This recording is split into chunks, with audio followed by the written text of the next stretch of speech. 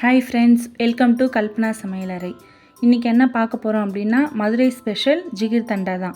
அது எப்படி பண்ணுறதுன்னு பார்த்துடலாம். அதுக்கு ஃபஸ்ட்டு நாம் பாதாம் பிசின், இதுதான் அந்த பாதாம் பிசின்.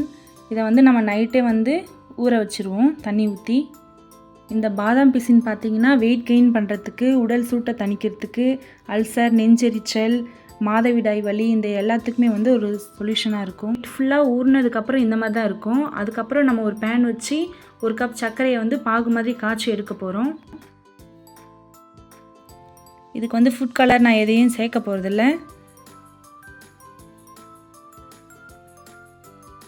கொஞ்சம் நல்லா ப்ரௌன் கலரில் வர வரைக்கும் நீங்கள் இந்த சர்க்கரையை கிண்டிக்கிட்டே இருங்க. கொஞ்சம் இந்த ஸ்டேஜுக்கு வரும்போது கொஞ்சமாக இதில் தண்ணி ஊற்றி ஸ்டவ் ஆஃப் பண்ணிக்கோங்க. ஸ்டவ் ஆஃப் பண்ணி இதை ஒரு பக்கம் எடுத்து வச்சுக்கோங்க. அதுக்கப்புறம் நான் ஏற்கனவே காய்ச்சி ஆற வச்ச பால் இருக்குது, அதில் இந்த பாகை இதில் மிக்ஸ் பண்ணிக்கலாம். இதை நான் கலருக்காக யூஸ் பண்ணிக்கிறேன். இது இனிப்பு தராது, நம்ம சர்க்கரையை தனியாக ஆட் பண்ணுவோம். இப்போ ஒரு பவுல் எடுத்துக்கோங்க. பாதாம் பிசின் ஊற வச்சதை அதை சேர்த்துக்கோங்க. இதில்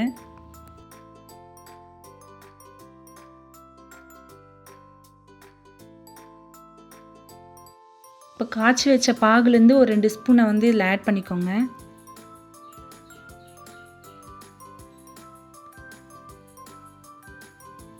அடுத்து நம்ம பால் மிக்ஸ் பண்ணி வச்சுருந்தோம், அதையும் சேர்த்துக்கலாம்.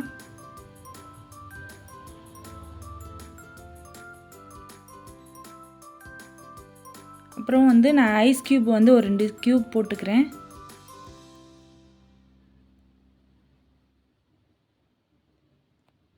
அப்புறம் சுகர் உங்களுக்கு தேவையான அளவு போட்டுக்கோங்க. நான் ஒரு 2 ஸ்பூன் போல் போட்டிருக்கேன்.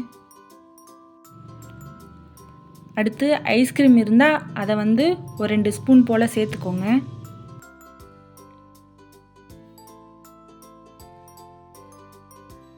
வெயிலுக்கு இந்த மாதிரி குடிச்சிங்கன்னா நல்லா சில்லு நல்லாயிருக்கும்.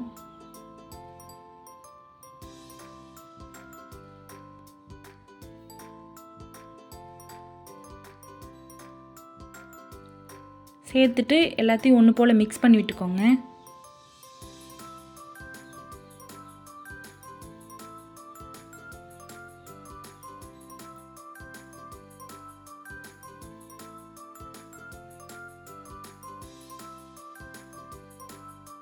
இப்போ மிக்ஸ் பண்ணி வச்ச ஜிகிர் தண்டாவை நம்ம கிளாஸில் ஊற்றிக்கலாம். அவ்வளோதான், மதுரை ஸ்பெஷல் ஜிகிர் தண்டா தயாராகிடுச்சு. நம்ம வீட்டில் இருக்க பொருளை வச்சே பண்ணியிருக்கோம். இதே மாதிரி நீங்களும் உங்கள் வீட்டில் மறக்காமல் ட்ரை பண்ணுங்கள். என்னோடய சேனலை பிடிச்சிருந்தா சப்ஸ்கிரைப் பண்ணிக்கோங்க, லைக் பண்ணிக்கோங்க, ஷேர் பண்ணிக்கோங்க, கமெண்ட் பண்ணிக்கோங்க. தேங்க்ஸ் ஃபார் வாட்சிங்.